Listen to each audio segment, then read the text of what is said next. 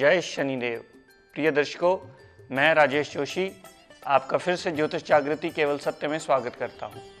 प्रिय दर्शकों, आज अपनी शिक्षा को श्रृंखला को आगे बढ़ाते हुए आज बात करते हैं सिंह लगन की कुंडली की। सिंह लगन की कुंडली का मतलब इस घर में ये जो पहला घर कुंडली का माना जाता है, यहाँ 5 नंबर लिखा जाता है, ये पहला घर माना जाता है कुंडली का। और अगर 5 नंबर लिखा हो तो ये सिंह राशि होती है जिसके स्वामी सूर्यदेव माने जाते हैं। सूर्यदेव ने सारी कुंडली में डिपार्टमेंट्स अपने मित्रों को, अपने शत्रुओं को वैसे ही बांटे हैं। इस कुंडली में सबसे योगकारी ग्रह माने जाते हैं सूर्यदेव, लेकिन जब तक उनकी प्लेसमेंट सही है तब तक।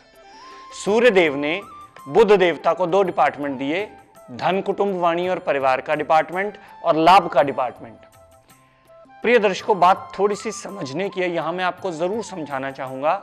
अगर प्रॉपर ढंग से अष्टम टू अष्टम थ्योरी पढ़ोगे तो दूसरे घर का मालिक बुध जो है वो मारक नहीं है इस कुंडली में, लेकिन पोंगे पंडित इसको मारक की ही पदवी लेके चलते हैं कि दूसरे घर का मालिक मारक। जब वो आपकी बॉडी का अति मित्र है, सूर्य और बुध आपस में दोनों अति मित्र हैं, तो इस कुंडली में बुध देवता अति योग कारक है और दोनों के पास बहुत ही अच्छे डिपार्टमेंट सूर्यदेव ने उनको बांटे। तो बुध देव इस कुंडली में मारक नहीं है, अति योग कारक हैं जब तक उनकी प्लेसमेंट सही है। शुक्र देवता को 2 डिपार्टमेंट दिए गए, तीसरा घर मेहनत का, छोटे भाई बहनों का, और 10वां घर कर्म का।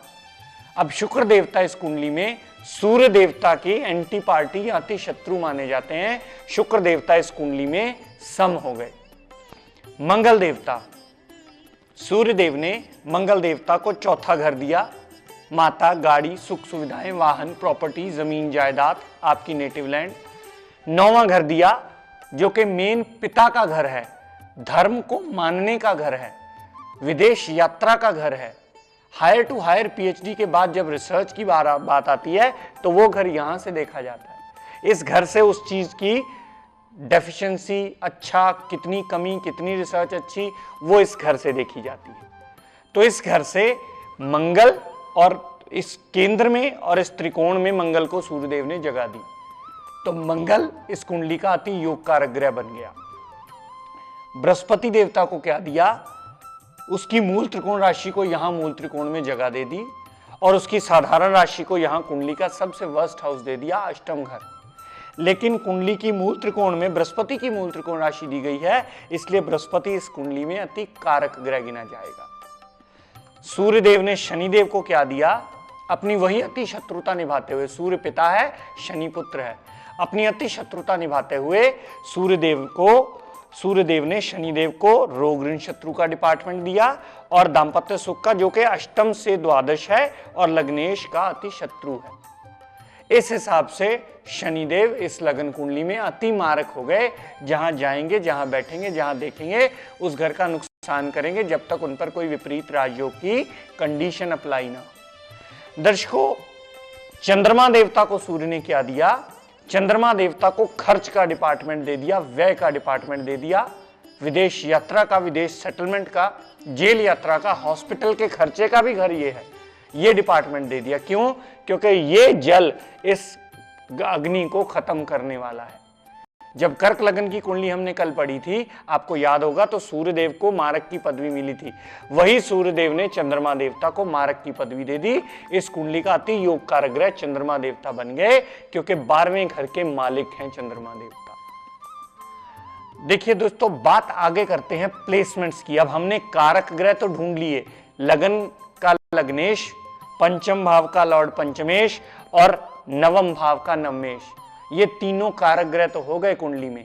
लेकिन अगर लगन लॉर्ड ही उठ करके तीसरे घर में आके बैठ जाएगा तो वहां सूर्य नीच का हो जाएगा। यहां अगर किसी पोंगा पंडित ने उसको त्रिकोण का स्टोन रिकमेंड करके गले में सूर्य, बृहस्पति और मूंगा पहना दिया तो बंटाधार। यहां उसकी कार्तिक का पूजन होगा, यानी सूर्यदेव नीच का है।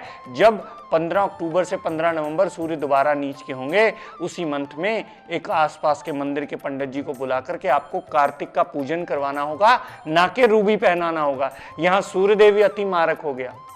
जब सूर्यदेव की दशा अंतरदशा चलेगी, छोटे भाई बहनों से प्रॉब्लम, छोटी मोटी यात्राएं, फजूल की मेहनत, ये सारी चीजें नेगेटिव होने वाली हैं, क्योंकि सूर्य अति योग कारक होता हुआ भी अपनी प्लेसमेंट की वजह से अति मारक हो गया।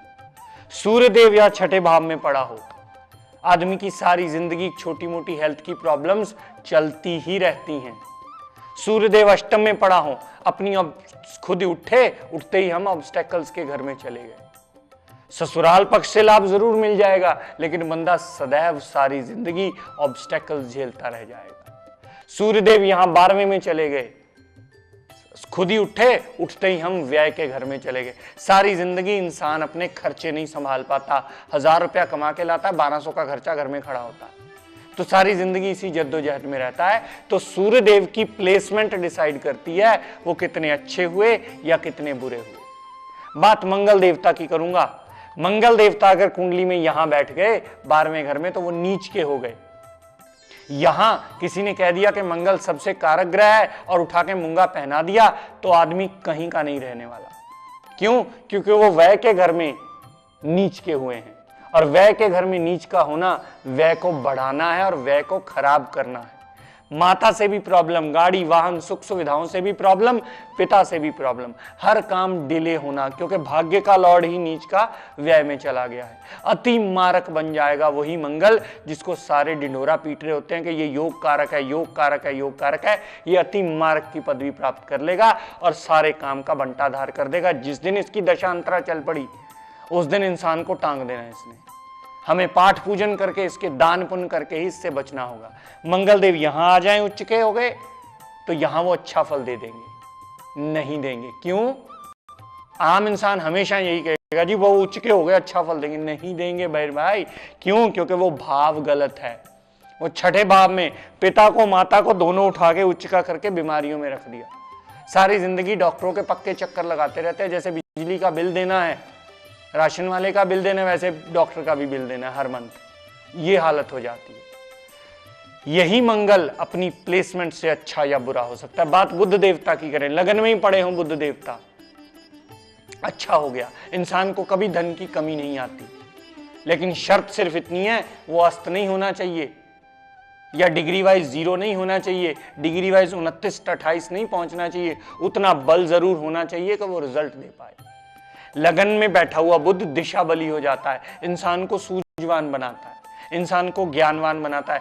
कोई भी काम करता है उसमें पहले इंसान बुद्धि लगाएगा, अच्छा कर देगा इंसान। बुध देव यहां बैठे हों, अपनी पत्नी को धन और लाभ उठा के दे दिए, विवाह के बाद उसका अच्छा पीरियड जरूर आएगा। विवाह के बाद उसमें स्टेबिलिटी जरूर आएगी, क्योंकि लाभ उठा के पत्नी को दे दिया, पत्नी से लाभ मिलने का योग बनेगा।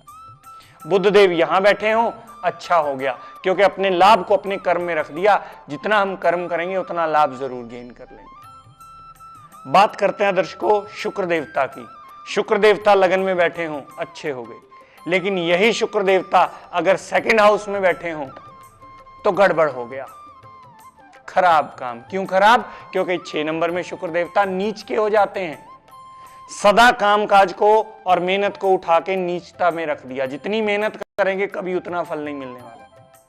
शुक्र देवता के हाथ जोड़ के नमन करने पड़ेंगे, उसका दान पुण्य करना पड़ेगा। प्रोफेशनल प्रॉब्लम हर छोटी छोटी बात पे खड़ी रहेंगी, वो पंगा देगा आपको, ये आपको संभालना है। परफ्यूम यहां बिल्कुल यूज नहीं करना है, क्योंकि वो नीचता में बैठा है। यहां उसके आगे हाथ जोड़ के प्रणाम करना है, नमन करके प्रार्थना करनी है, हे शुक्र देवता कृपा दृष्टि दया दृष्टि सदैव बनाए रखें। बात करते हैं शनिदेव की। शनिदेव यहां पड़े हों, नीच के हो गए, सदा ही दाम्पत्य सुख में प्रॉब्लम्स रहने वाली हैं, क्योंकि पत्नी को उठा के नीच कर दिया। हर छोटी छोटी बात पे पत्नी से कलह कलेश रहने वाला है, मेंटली डिस्टर्ब रहने वाला। वो शख्स कभी भी अपनी पूर्ण जिंदगी में ना अपने रोजी रोजगार से कभी पूर्णता सेटिस्फाई हो पाता है, ना कभी अपने दाम्पत्य सुख से पूर्णता सेटिस्फाई हो पाता है, क्योंकि इन दोनों को उठा के उसने अपने नीच घर में रख दिया। कभी जिंदगी में ऐसी कुंडली में एडवाइस किया जाता है, पूर्ण जिंदगी में इस जातक को रिकमेंड किया जाता है, कभी पार्टनरशिप मत करना। सदैव नीच पार्टनर धोखा देके जाएगा और कुंडली लगा के चला जाएगा, नुकसान हो जाएगा आपको। हमेशा इस बात का ध्यान रखना। शनिदेव यहां बैठे हों, माता के लिए नुकसान, गाड़ी भूमि वाहन सारा कुछ लेट। शनिदेव यहां बैठे हों, ये जॉब का घर भी माना जाता है। जॉब का लॉर्ड उठा के कामकाज में आ गया। सारी जिंदगी इंसान सिर्फ सबॉर्डिनेशन और जॉब कर सकता है, अपना काम नहीं कर सकता, क्योंकि जॉब का लॉर्ड उठा के कामकाज में आया हुआ। उसको सदैव बोला जाता है भाई आप अंडर रह के काम करना, किसी के सपोर्टिव पिलर बन के काम करना, किसी के मैनेजर सुपरवाइजर सबॉर्डिनेशन में काम करना, इंडिविजुअल अपनी इन्वेस्टमेंट लगा के काम कभी मत करना, क्योंकि इन दोनों का लॉर्ड जो है वो 10वें घर में आ गया। और शनिदेव अति मारक है।